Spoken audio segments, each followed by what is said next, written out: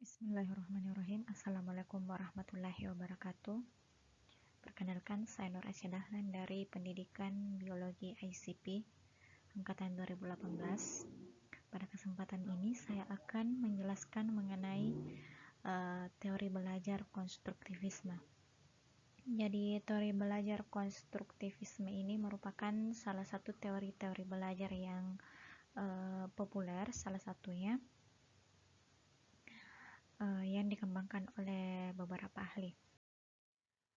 Kemudian apabila kita membahas apa itu konstruktivisme, teori ini dipercaya bahwa seseorang mampu mencari sendiri masalah dengan menyusun sendiri pengetahuannya melalui kemampuan berpikir melalui tantangan yang dihadapinya, dengan menyelesaikan dan membuat konsep mengenai keseluruhan pengalaman realistik yang dialami dan teori dalam satu pengetahuan utuh. Kemudian apabila kita berbicara tentang tokoh yang mengembangkan teori konstruktivisme ini, ada beberapa. Yang pertama itu John Dewey, di mana John Dewey ini mengatakan bahwa belajar ini bergantung pada pengalaman dan minat sendiri, di mana belajar harus bersifat aktif, langsung terlibat, berpusat pada siswa, yaitu SCL atau Student Centered Learning dalam konteks pengalaman sosial. Kemudian yang kedua yaitu Sanfiase, di mana beliau mengatakan bahwa pengetahuan yang diperoleh merupakan hasil dari konstruksi pengetahuan awal yang telah dimiliki dengan pengetahuan yang baru yang diperolehnya melalui beberapa tahap. Yang pertama itu asimilasi, di mana pada tahap ini merupakan tahap integrasi konsep yang merupakan tamahan atau penyempurnaan dari konsep awal yang dimiliki. Jadi setiap orang yang mengalami tahap asimilasi ini, di mana pengetahuan awalnya ini yang disempurnakan untuk menemukan pengetahuan baru pada tahap berikutnya, yaitu akomodasi, di mana pada tahap akomodasi terbentuknya konsep baru karena konsep awal tidak sesuai dengan pengalaman baru yang diperolehnya. Jadi pada tahap ini merupakan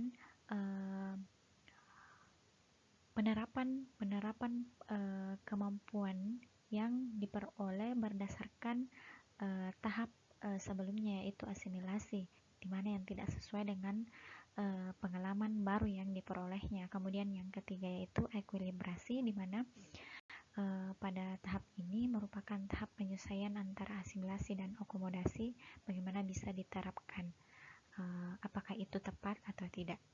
Kemudian yang selanjutnya itu Lev-Vygotsky, di mana Lev-Vygotsky ini terdapat dua konsep penting dalam teorinya, seperti Zone of Proximal Development atau ZPD, di mana kemampuan pemecahan masalah di bawah bimbingan orang dewasa atau melalui kesamaan dengan teman sejawat ini lebih mampu. Jadi orang dapat dikatakan pemecahan masalahnya ini dapat berkembang di bawah bimbingan orang dewasa atau melalui sebuah kerjasama dengan teman sejawat. Kemudian scaffolding, di mana pemberian sejumlah bantuan kepada seseorang selama tahap-tahap awal pembelajaran, kemudian mengurangi bantuan dan memberikan kesempatan untuk mengambil alih tanggung jawab yang semakin besar setelah ia dapat melakukannya. Adapun prinsip-prinsip pada teori ini, yang pertama, pengetahuan dibangun oleh diri sendiri.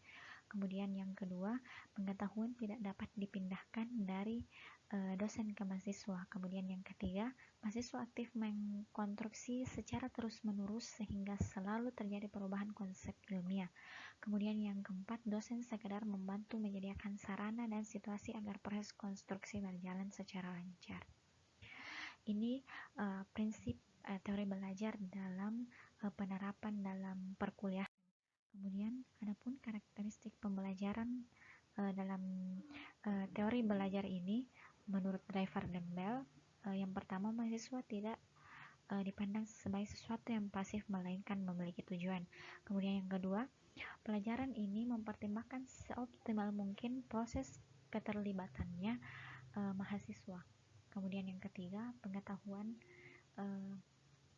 bukan sesuatu yang datang dari luar, melainkan dikonstruksi secara personal dari orang tersebut. Kemudian yang keempat, kurikulum yang diterapkan ini bukanlah sekadar dipelajari, melainkan seperangkat pembelajaran yang merupakan sebuah materi dan sumber pembelajaran. Adapun implikasi pada teori konstruktivistik atau teori konstruktivisme, yaitu yang pertama, menghasilkan individu yang memiliki kemampuan berpikir untuk menyelesaikan setiap persoalan yang dihadapi. Kemudian yang kedua, latihan memecahkan masalah seringkali dilakukan melalui belajar kelompok dengan menganalisis masalah dalam kehidupan sehari-hari. Oleh karena itu, siswa dapat melakukannya secara berkelompok. Kemudian yang ketiga itu, siswa selalu aktif dan dapat menemukan cara belajar yang sesuai bagi dirinya. Dalam hal ini, guru ini berfungsi sebagai mediator, fasilitator, dan teman yang membuat situasi yang kondusif untuk terjadinya konstruksi pengetahuan pada diri sendiri. Mungkin cukup sekian presentasi dari saya, kurang dan lebihnya mohon dimaafkan. Assalamualaikum warahmatullahi wabarakatuh.